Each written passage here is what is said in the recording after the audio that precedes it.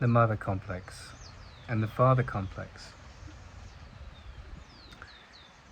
As a teenager progresses through the teenage years, they are confronted with the movement from being this dependent character on the belief system and logic of the parents into an arena where they have to make their own decisions. And to a great extent, the thoughts that inform those decisions will come from the unconscious and conscious behavior of the parents, because they are the people that have been most instrumental in leading by example in the lives of the people that are coming of age. And so it's not just the parents, it's also the larger community of the village, the town, the city, um, the culture, the country, the language, the television, the movies, the documentaries.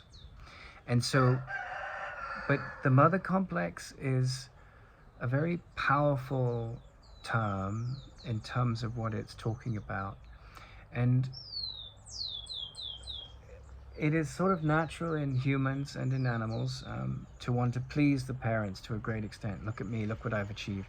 And the parents want to please the children. And there's this, but then there's also the ego thought system that wants to attack and undermine. And that operates in every relationship because your values define how you see the world. And if your values are interested in making scapegoats out in the world, judging horrendous activity, then you're going to make enemies out of others. And that's one of the dangers when you come up against the threshold of the consequences of the mother complex and the father complex, because you have the thought system of your parents and their parents and their parents' parents and the reaction that goes on between each generation and the agreement.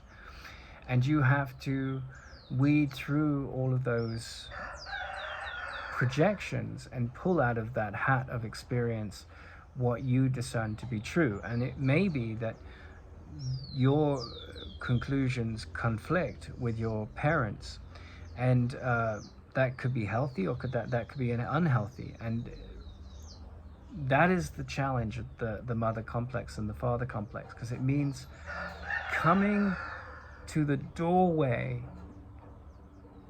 of what I would say is like both the story of Dorian Gray by Oscar Wilde.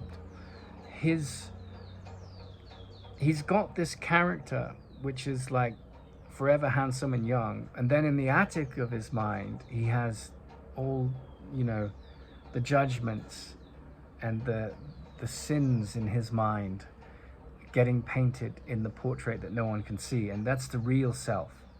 And it's what that Carl Jung would call the shadow self. And if we don't look into the mirror of all our dark aspects, healing doesn't happen. We go around with this mask of being civilized, and yet under the surface we've got all this hate for the haters, hate for the murderers, hate for the pedophiles, hate for all of these people that cross the boundaries of what we consider correct behavior. And I'm not saying that having boundaries of correct behavior isn't completely intelligent and sane. It is, but it's the retributive mind that condemns that is insane. Right now, that doesn't mean you let pedophiles get away with what they do. It means that you see them as sick individuals, and healing means that you see them healed. And I need to qualify what that means, that you see the part of your mind that condemns them for their behaviors, which in turn hides the condemnation of your own transgressions and makes it palatable and allowable. And it doesn't let that get away with itself.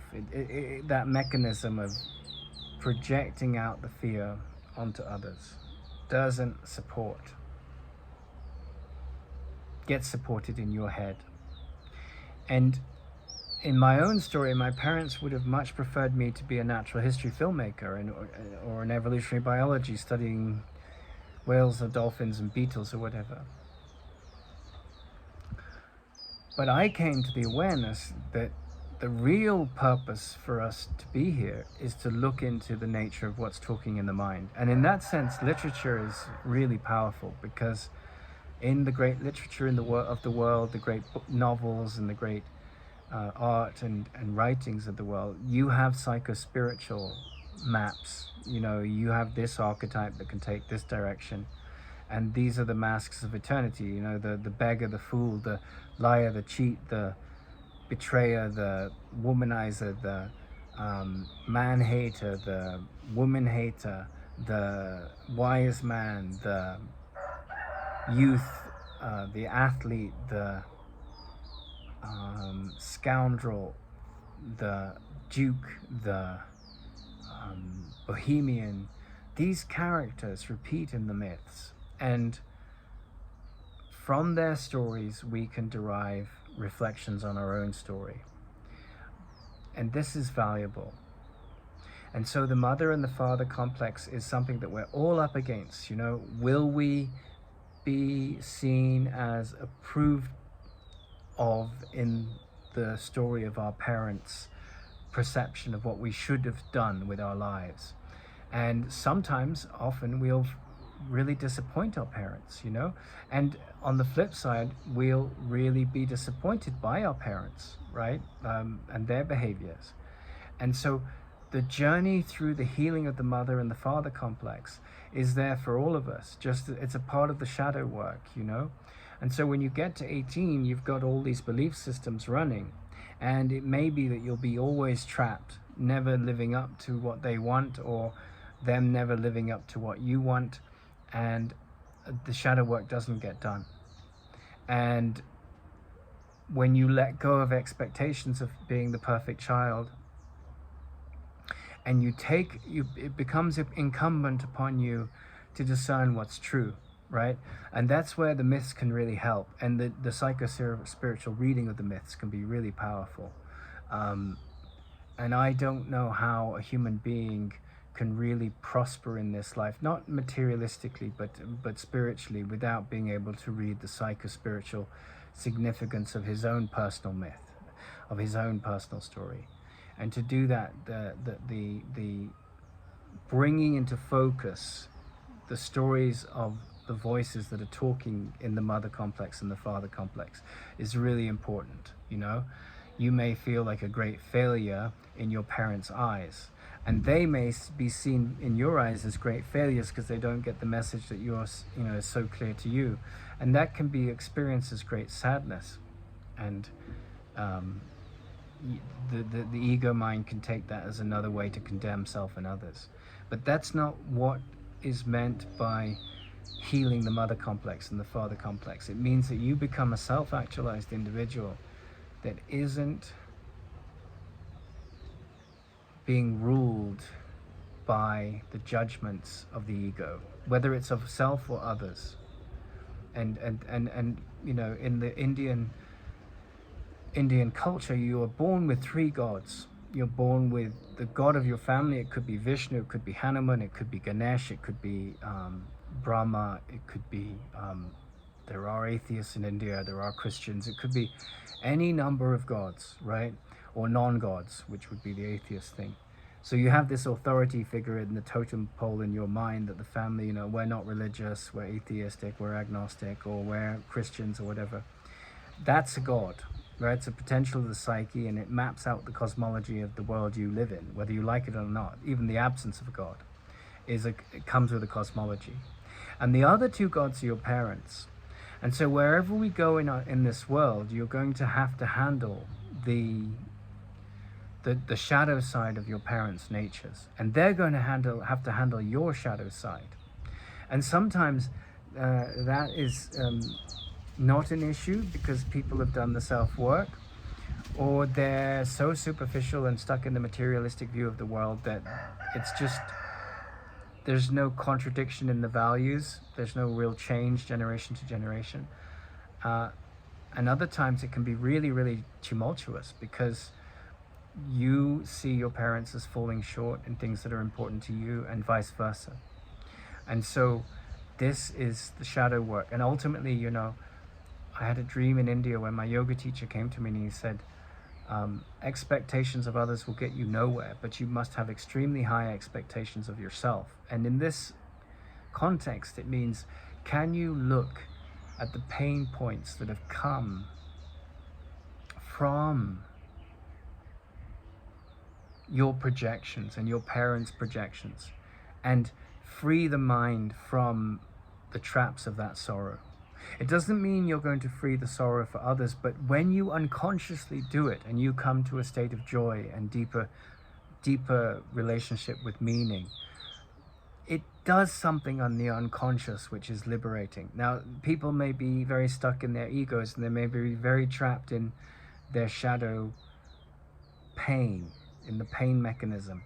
And, you know, the coming to maturity of the mind to see these things is very individual, you know. And so you can't take the disappointments of your parents or yourself as the authority that defines who you are.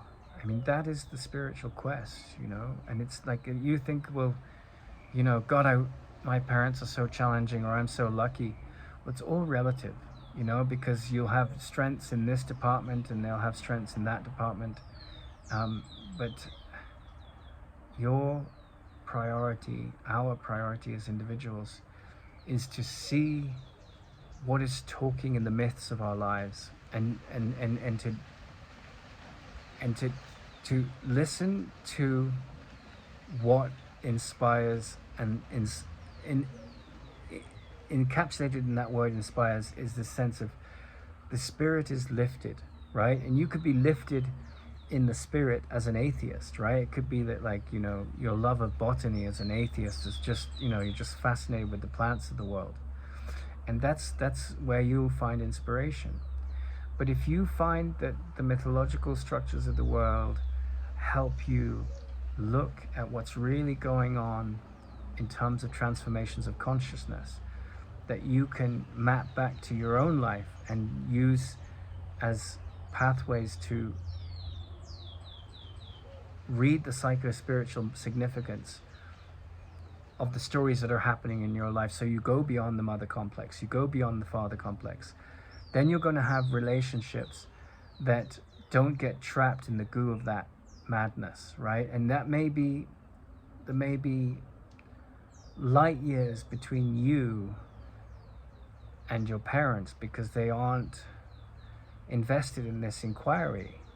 And that's okay, you know, that's okay. That's just where people are. And you can attach sadness to that, and you can attach the poor me, pity me mind, right? But if you're really serious about the hero's journey within you, then, you know, whatever the mud which you were born in, whether it's a fertilizer of very encouraging, loving parents that are extremely peaceful, or it's the fertilizer of very conflicted parents and a conflicted society, you have to draw from the mud of your story the best sustenance you can. And the sustenance that heals is the sustenance that leads to peace and not condemnation. Whereas you may be condemned by others in the story because that's where their mind's at, and but that doesn't mean anything. It just means you still have to do the work of healing the mother and the father complex, you know.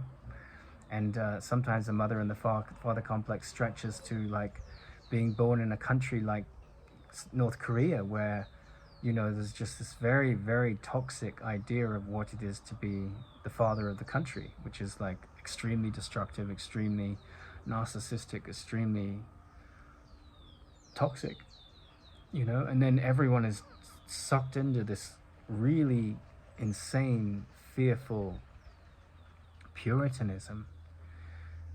But I really feel that if you want to handle the mother and father complex, you're going to have to develop a free-thinking mind. You're going to have to be a free thinker, because there are things that your parents represent that are very wise, and there are things that you represent that aren't wise. And so you have to decipher between these four realms: the lack of wisdom of your forefathers, the wisdom they have given you and the love they've given you, and the fear they've given you by their example, and then your own reaction to those things, which is more fear or liberation from fear. And just because you make those moves doesn't mean you'll be loved and accepted. You may be judged and condemned, but that's not your job to please your parents, and it's not your parents' job to please you. The really deep psycho-spiritual wisdom is to transcend fear.